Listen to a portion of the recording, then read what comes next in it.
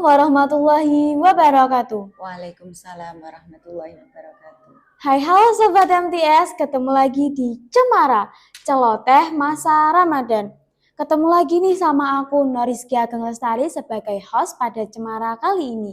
Nah, di samping saya ini sudah ada bintang tamu yang pastinya teman-teman sudah kenal dong, yaitu Bu Nurul. Nah, Bu Nurul gimana nih Bu kabarnya? Alhamdulillah sehat, tetap semangat di bulan suci Ramadan tahun ini. Masya Dan tetap Allah. semangat. Nah, Bu Nurul, jadi di Cemara kali ini kita akan membahas seputar budaya Idul Fitri di Indonesia. Nah, Bu Nurul, kan setelah kita berpuasa sebulan penuh ini ya, Bu, Ya, kita menantikan satu hari yaitu hari Lebaran. Nah, sebelum pastinya. Lebaran ini pastinya kita ada mudik dong, Bu. Ya. Kalau Bu Nurul sendiri mengartikan mudik itu apa sih, Bu? Oke. Bagi Bu Nurul ya, mudik itu adalah sebuah perjuangan, sebuah pengorbanan. Ya, kan orang mudik dari satu tempat ke tempat yang lain, biasanya dari kota besar ke kampung halaman. Itu butuh perjuangan. Perjuangan melawan rasa capek, rasa lapar, ya kan? Perjalanannya tentu dilakukan pas saat puasa, ya kan? Mereka harus mengeluarkan biaya yang tidak sedikit tentunya. Kalian semua paham kan ya kalau menjelang Lebaran harga-harga naik. Iya, Ya pastinya, kan, Bu. transportasi meningkat, Iya. ya kan, belum lagi jalanan macet. Itu sebuah perjuangan yang butuh keikhlasan supaya terasa ringan, ya kan? Ada semangat, ada keikhlasan, ada keinginan untuk bertemu dengan sanak saudara, dengan keluarga di kampung halaman. Itu sebuah perjuangan yang membutuhkan pengorbanan yang tidak sedikit bagi Bu Nurul itu. Apalagi kalau kita di jalan itu bisa berjam-jam, berhari-hari gitu ya, Betul Bu. sekali. Terus kita pulang ke kampung halaman itu rasanya kayak plong, Lega, bisa ya ketemu kan? Bisa sama ketemu. saudara, sama kakek nenek, itu rasanya enak, plong. Nah, Betul setelah sekali. kita mudik itu kan pastinya Lebaran kan, Bu. Iya. Gitu. Nah, kalau menurut Bu Nurul sendiri, Lebaran itu bermakna apa sih, Bu? Artinya apa? Oke. Lebaran itu identik dengan saling bertemu, ya kan? Saling memaafkan. Ada istilah yang sekarang lagi viral ya, sering kita dengar, ada perbedaan kata silaturahmi dan silaturahim. Ada beberapa mengatakan, yuk kita silaturahmi. Ada yang berkatakan bukan silaturahmi, tapi silaturahim, ya kan? Nah, dari bukunya Bapak Quraish Shihab, dalam sebuah buku Shihab dan Shihab edisi Ramadan, beliau menjelaskan bahwa makna silaturahmi itu adalah menyambung rasa kasih sayang. Jadi rasa kasih sayang antara sesama itu tersambung, terjalin. Itu makna dari silaturahmi. Kalau silaturahim itu menyambung hubungan kekeluargaan yang sudah terputus. Kalau menurut Bu Nurul, saat terjalinnya komunikasi silaturahim pada bulan Syawal, di hari raya Idul Fitri itu menurut Bu Nurul sih keduanya benar, tapi lebih tepatnya kita menggunakan istilah silaturahim, ya, menyambung hubungan kekeluargaan yang putus, baik itu karena putus komunikasi, ya kan, bisa putus karena jarak, ya kan, jarak yang terlalu jauh bisa memutuskan silaturahim, ya kan. Terus mungkin juga karena miskomunikasi, ada kesalahpahaman, mungkin ada masalah-masalah lain sehingga hubungan kekeluargaan itu putus dan disambungkan kembali pada momen Idul Fitri. Di kampung halaman tercinta tentunya ya, biasanya kok hiruk pikuk lebarannya itu terasa ya, terasa banget. Situ antara keluarga saling saling berkomunikasi, bersosialisasi, ya kan, dengan enak, dengan nyaman, penuh sukacita, ya Penuh kan, kebahagiaan penuh juga, Bu. kebahagiaan. Ini yang sangat kita tunggu-tunggu, ya Iya. kan? Nah, kan kita ini pastinya sekarang ada nih yang merantau atau gimana gitu kan, Bu. Kalau misalkan memang mereka nggak bisa pulang gitu, Bu. Terus mereka bersilaturahmi dengan WhatsApp atau telepon atau dengan media sosial lain itu merubah arti silaturahmi nggak sih, Bu? Jujur ya, kalau istilah anaknya sekarang ini jujurli ya. Iya, jujur Li, Bu. Jujurli ya, jujurli. Kita memang nggak bisa lepas atau keluar dari kemajuan zaman, ya kan? Kita tidak bisa melepaskan diri dari kemajuan teknologi, tidak bisa mengurung diri dan langsung membatasi diri, nggak bisa. Tapi kita harus berada pada apa ya, takaran yang pas.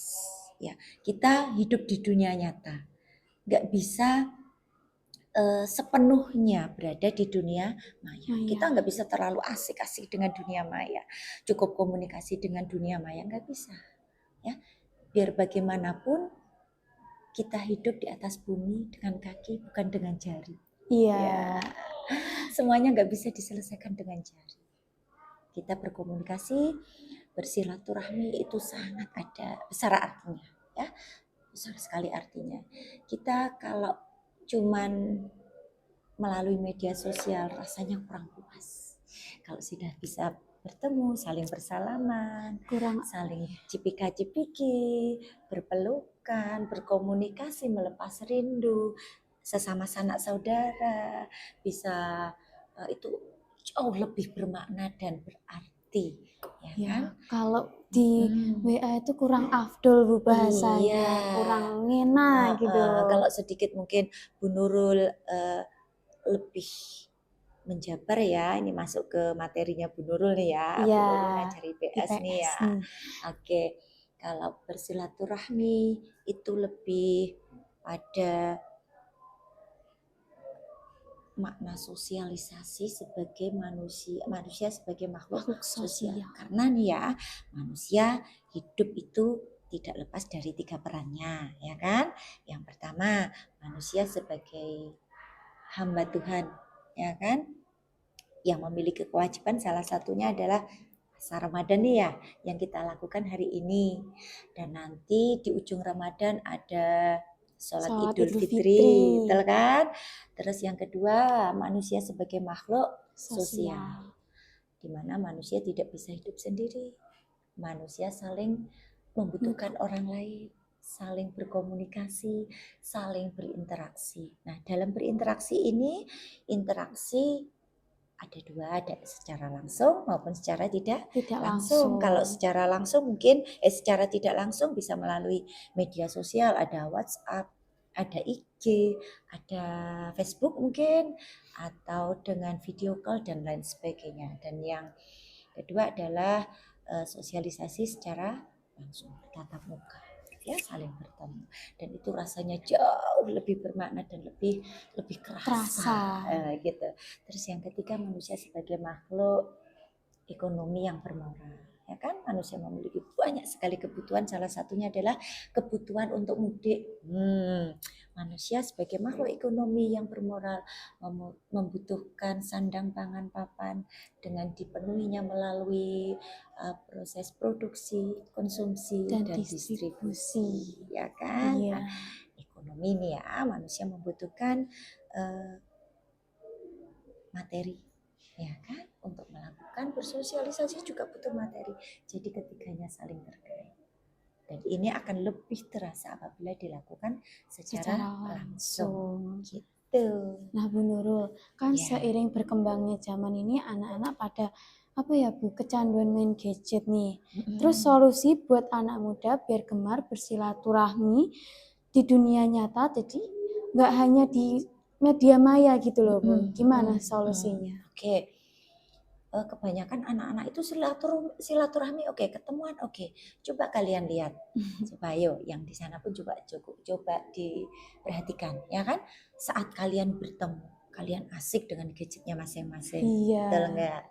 Kayaknya ketemu, tapi Tapi ininya asik asik sendiri, Bu. sendiri-sendiri. Makna sosialisasinya nggak ada di situ. Mereka asik dengan gadget. Yang silaturahmi dari jauh, yang jauh-jauh mudik mengeluarkan banyak biaya, mengeluarkan tenaga yang eh, bersusah payah, berlelah-lelah, ya kan? Begitu sampai asik Asik sendiri, sendiri. ya kan? Yang satu main game, yang situ main game, yang satu main apa? Asik dengan gadgetnya masing-masing. Sayang dong, ya kan? Eman-eman.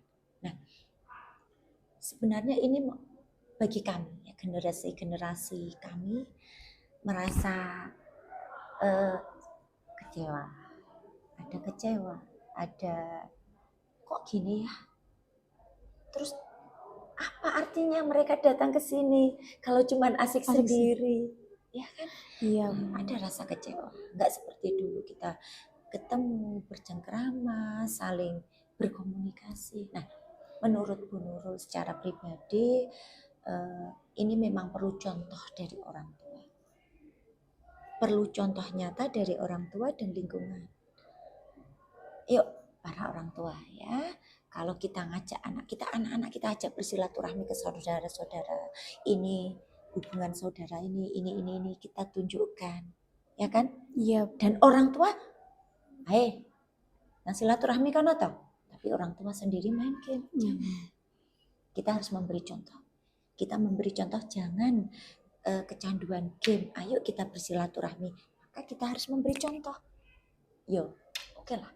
Kita HP lihat sebentar, taruh, kita berkomunikasi, kita bersilaturahmi secara langsung, ketemu bagaimana bersikap menghormati dengan yang tua, bersikap dengan yang muda, saling menghormati, saling menyayangi. Itu akan terrealisasi kalau kita saling bertemu secara langsung. Apalagi kan kayak ini momennya sekali setahun. Jadi kalau Betul. dibuat asik sendiri itu sayang banget, gitu. Sayang banget. Betul Apalagi sekali. gitu. Jadinya diingat ya teman-teman kalau pas kita lebaran ini kita harus perbanyak silaturahmi sama saudara-saudara kita. Kita tuh ketemu juga nggak setiap hari loh biasanya. Bisa ada yang rumahnya bijak jauh, ya iya, dalam lebih bijak di bersosial sosial media.